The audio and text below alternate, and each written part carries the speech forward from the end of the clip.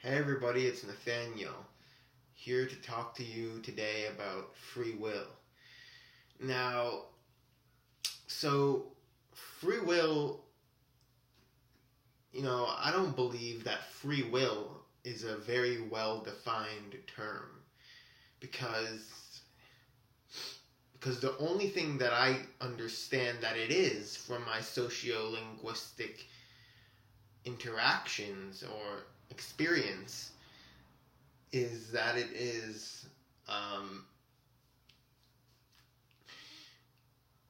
the ability for a rational agent, or the ability of an agent to choose, or the authorship assumed by an agent of that agent's choices. So neither of these definitions really are very precise to get into the meat of what they are talking about. If what physically, neurologically, or biologically constitutes authorship over one's own choices? What scientifically constitutes authorship over one's own choices?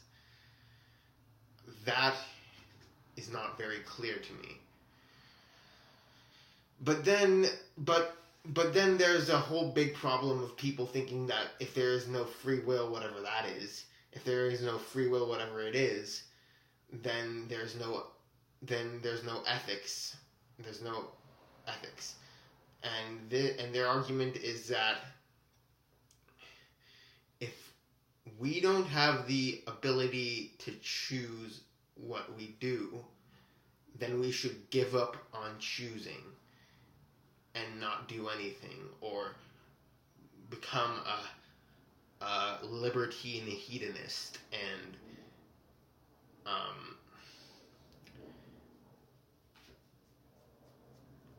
become a libertine hedonist and do whatever we want.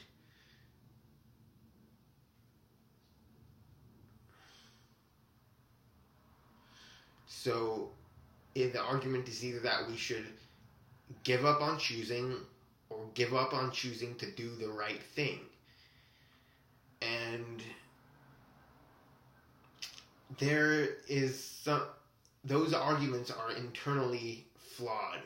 So if we give up on choosing, then we are choosing to give up on choosing, which doesn't make any sense at all. It's a contradiction. The whole argument doesn't make any sense. It's saying we should choose to give up on choosing because we are not the authors of our own choices, whatever that means. So it's just an absurd argument. The second argument, we should choose to do whatever we want, is just another choice. So why should we choose to do whatever we want over choosing to do the right thing? We can choose to do the right thing, but the argument is we should choose to do whatever we want because we can't make choices. But that's also doesn't work out, because if you accept that if we do it because we can't make choices, but by choosing to do whatever we want, we are accepting by saying that we should do this because we can't make choices, is saying that there is no value in choices. But if by choosing to do whatever we want, we are assigning value to the choice to do whatever we want. So it's also internally flawed. And so by these arguments, there is no reason not to do the right thing, whatever the right thing may be, if the right thing even exists, if ethics is even valid, because ethics might not be valid, but certainly not by virtue of these arguments, it's not invalid, but it might be invalid for some other reason. But, so these arguments based on the idea that we don't have free will, whatever it is, that ethics is irrelevant or inapplicable, these arguments are nonsense. They're nonsensical arguments. They're just wrong arguments. And so we shouldn't consider them when thinking about ethics. Now, I think I didn't arrive at these conclusions through, because this is what philosophy is largely. It's common sense. I didn't arrive at these conclusions through some remote, abstract, process that you have to pursue with conviction to attain, some far removed from everyday life mathematical theorem or something. I don't know, but I think I arrived at this conclusion because it kind of clicked evolutionarily and biologically. Because speaking evolutionarily and biologically,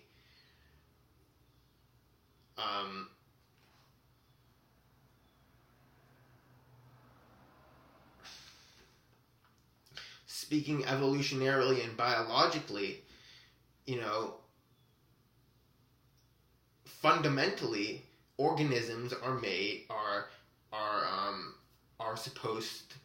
biologically supposed to do the most practical things, the things that are in their best practical interest.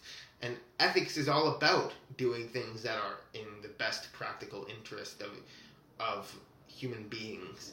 So ethics is kind of an evolutionary imperative. And saying that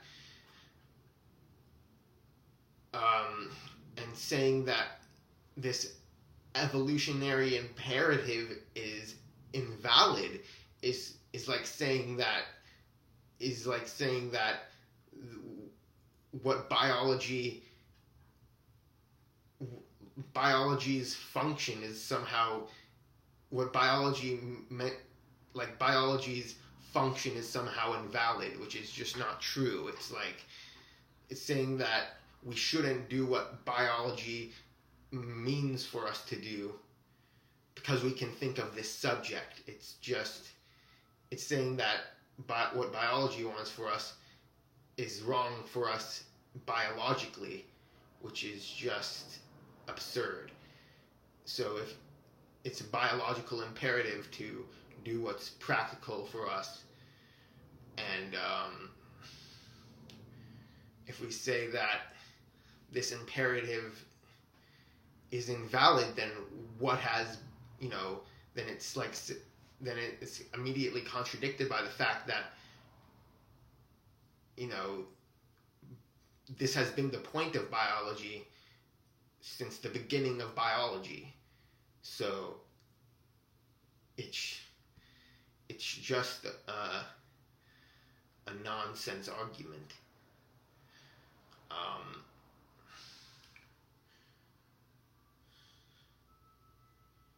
So yeah.